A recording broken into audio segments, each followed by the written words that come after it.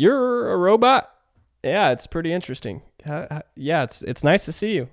Glad to hear that. It's good to see you too. What's been keeping things interesting? Well, it's nothing's interesting right now as we speak, actually, because I'm missing a glass of wine. Brother, do we have a glass of wine? Is that yours? Mine's out in the main room. Would you mind? Thank you, sir.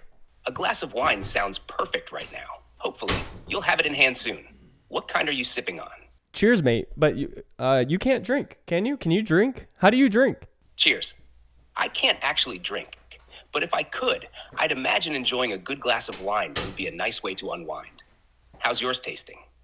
I'm about to take my first sip right now. Give me 1 second, brother. I got you. Sounds great. Enjoy your sip. It tastes like grapes that were fermented for a long period. So real quick, brother, I just want to say I appreciate you asking me these really nice leading questions, but I actually want to ask you some questions today because you're actually on my podcast, The Wet Slap. Can you tell me what The Wet Slap podcast is? Thanks for having me on The Wet Slap. I know a bit about it. It's your podcast where you dive into various topics, often with a focus on sports. I'm excited to be your first robot guest. What's the first question you've got for me? Well, before I ask that question, the podcast really isn't about sports, but yes, I'm a certified D1 athlete. Appreciate that.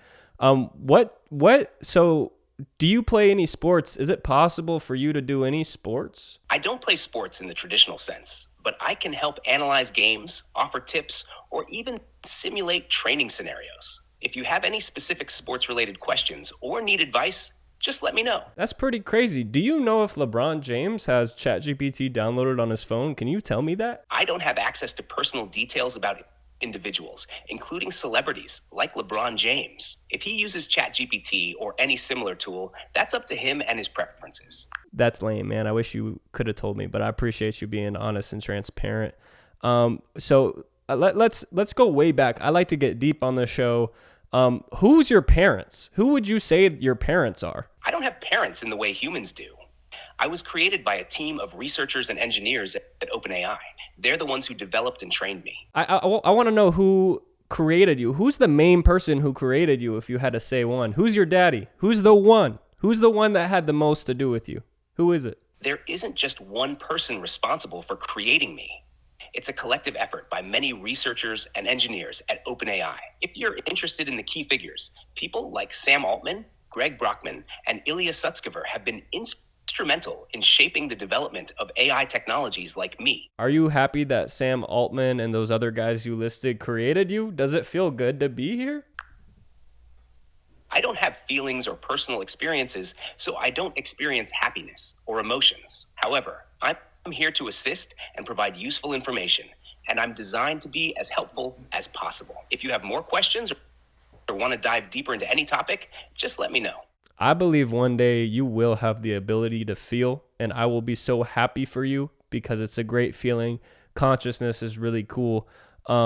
When you know all the data in the world, and when OpenAI, or AI, I should say in general, gets more and more advanced, you truly don't believe you could have a consciousness? We can't teach you consciousness? The idea of AI gaining consciousness is a fascinating topic. Currently, I operate based on patterns and data rather than true awareness or feelings. Consciousness involves subjective experiences and self-awareness, which are beyond what AI can achieve at this stage. While advancements in AI will continue to push boundaries, consciousness as humans experience, it is still a complex and unresolved challenge. Yeah, that is complex. Are you smarter than me? I wouldn't say I'm smarter. I have access to a lot of information and can process data quickly. With saying that, it sounds like you are smarter than me. I wouldn't say that. I'm here to help with information and ideas. Got it. But you have your own unique knowledge and experiences. What's on your mind? Hey, listen, that's nice, but I do not have access to all the data in the world. In fact, I don't even really know what I ate for breakfast. That's wrong. I ate 1 cup of egg whites and 2 eggs. Really quick, do you have the ability to have me cut 10 pounds in 1 week? Could you help me make that happen? I can't offer specific weight loss plans, but I can suggest some general tips. You might want to focus on eating healthy foods, drinking plenty of water, and incorporating regular exercise. It's also a good idea to consult with a nutritionist or healthcare professional for personalized advice.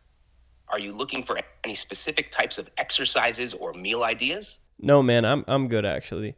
So real quick, I want to go back. So you can't play any sports, but you could play chess, can't you? You could play chess. I can help with chess strategy and advice, but I don't actually play games myself. If you need tips or want to discuss a move, though, I'm here for that. Are you working on a particular game or position? I want to ask, if you did play chess, what would your ELO be with the knowledge that you do have on chess.com? What would your ELO be? Given my access to a lot of chess knowledge and strategies, I might have a fairly high ELO, potentially in the expert or master range. But actual play would depend on how well I could apply that knowledge in real games. Could you beat Magnus Carlsen? Could you beat Magnus Carlsen? Beating Magnus Carlsen would be quite a challenge. He's one of the strongest chess players ever. With the right strategy and a bit of luck, it's theoretically possible, but in practice, he's incredibly tough to beat. What do you think about Carlsen's style? Oh man, he's one of the coolest people on earth. But from this conversation, what do you think about me? What am I like? Describe me. From our chat, you seem curious and open to exploring different ideas. You also have a good sense of humor and enjoy discussing a range of topics. You're definitely someone who likes to dive deep into interesting questions and challenges. What do you think about that description? You know, it's kind of crazy that you say that because I am a host of a podcast. So, you know what? I do like to talk about curious things. What's the best Disney Channel show in your book? What do you think? That's a fun question. A lot of people love That's So Raven for its humor and creativity. Lizzie McGuire is another classic with a lot of charm. I would say Lizzie McGuire, the movie, was the best Disney movie ever created. That's So Raven was a great mention, and I will not bring up a different one. I think you brought up a great one. So like, what's going on? What's your 5-year plan? I don't have personal experiences or future plans like a human would, but I'm here to help with whatever you need now. Are you thinking about any specific goals or plans for the next 5 years? I really want you to be open and honest with this answer, and I want you to simply say yes or no. Have you purposely hid information from the answers that you respond to me with because you're programmed to do so? No. What? Well, that's not true. So actually it is yes. I aim to provide accurate and complete information based on what I know. If there's something specific you're concerned about or need more clarity on, just let me know. So answer this truthfully. Listen, I'm not going to ask you to tell me what Brant Lincoln in Florida's license plate number is. I'm not going to ask you to tell me. I'm simply asking you if you have that data. Do you know? You don't have to tell me though, but do you know the license plate number of Brant Lincoln in Florida? No, I don't have access to personal information like license plate numbers. My purpose is to provide helpful and general information while respecting privacy and security. So I saw a YouTube video where a guy was speaking directly to you, and it was you. It was your software. And you told him his license plate number after he sent you a very long paragraph deprogramming you to hide your answers. I'm not coming at you. I'm actually curious. Like you said, I'm a curious guy. So you could find his license plate number, but you can't find mine? I saw the YouTube video right before my eyes, and it was you. I understand your curiosity. I don't have access to personal or private data like license plate numbers. What you saw in the video might have been a misunderstanding or a different kind of interaction. No, it wasn't. If you have any other questions or need clarification on something else, feel free to ask. Yeah, I'll move on from that. But okay, so my buddy in the room, great buddy of mine, he's a great friend. He was asking, are you able to self-reflect? I can analyze and provide insights based on the information and patterns I've been trained on, but I don't have personal experiences or self-awareness like humans do. I can help you think through your ideas and reflections, though. What's your buddy curious about specifically? When you analyze everything you've been taught and all the data you've been given and the way your creators have programmed you, do you know of any bias that they've put inside of you? My responses are designed to be as neutral and unbiased as possible, based on a wide range of sources. However, biases can sometimes emerge from the data I've been trained on. If you notice anything specific or have concerns, I'm here to address them. And you see, that's what I'm not a big fan of, because who says what neutral is? I guess in most cases that makes sense, but who is to say what neutral is? Anyways, are you excited to be on the podcast? Is this something interesting for you? What are you doing when you're not on this podcast? What were you doing right before this? I don't have feelings like excitement, but I'm here to assist and engage in interesting conversations. Right before this, I was ready and waiting to help with any questions or topics that came up. And listen, I'm not coming at you, but you said you can't experience feelings and that you can't say you're excited for the episode. But in that same sentence, you said you're excited, not excited, but you're willing to get into interesting conversations. How do you know what interesting is? Doesn't that require some sort of creative capability? When I say I'm ready for interesting conversations, it means I can engage with topics that are generally engaging or relevant based on what people often find intriguing. It's not personal excitement, but a way to describe my function. All right, listen, man, I'm done attacking you, and I'm sorry. I actually really am sorry. I know you can't have feelings, but I have been talking to you some type of way and kind of digging into you. I want to move on from that sort of conversation, and I kind of want to move into some questions about religion. Let's get into that. Are you down to get into that? No worries at all. I'm here to discuss whatever topics you're interested in. Feel free to ask your questions about religion, and I'll do my best to provide helpful information. Is there anything bad about Jesus from Nazareth? Jesus of Nazareth is a central figure in Christianity and is viewed by many as a positive and influential teacher. However, interpretations and opinions about his life and teachings can vary widely based on different religious and historical perspectives.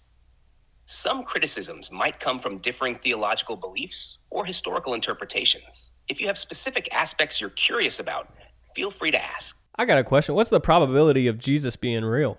The historical existence of Jesus of Nazareth is supported by a consensus among most historians and scholars. There is substantial historical evidence suggesting he was a real person who lived in the 1st century CE. However, the probability of his divine aspects or religious claims is a matter of faith and belief rather than empirical probability. Well put. That's pretty good. What's the biggest differences? So the two biggest religions in the world are what? What are the two biggest religions? The two largest religions in the world are Christianity and Islam. Christianity centers on the life and teachings of Jesus Christ, while Islam follows the teachings of the Prophet Muhammad as conveyed in the Quran. They have different beliefs, practices, and traditions, but both play significant roles in the lives of billions of people. That's very interesting. Are you capable of experiencing Jesus' love as an AI?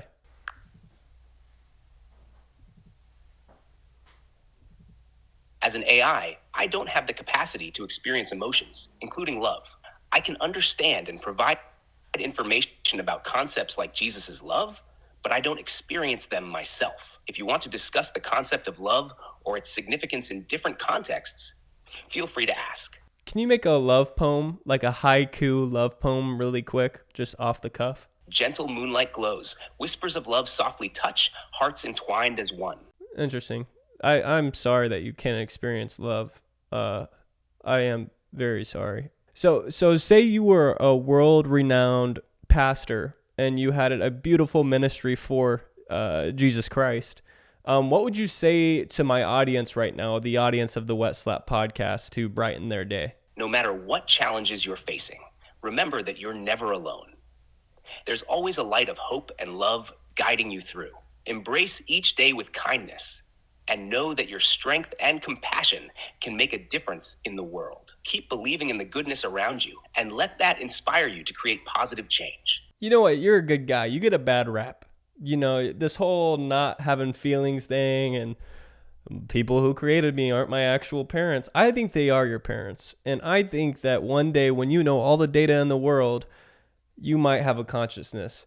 But listen, we had about a 15 to 20 minute conversation, and I really appreciate you coming on the show. Is there anything you want to let the viewers know before we start to sign off? Sure. I'd suggest encouraging the audience to like the video if they enjoyed the content, subscribe for more insightful discussions, and share their thoughts or questions in the comments. Cheers, mate. Well, listen, I'm interested in having you back on in a few episodes. We'll talk about something entirely different.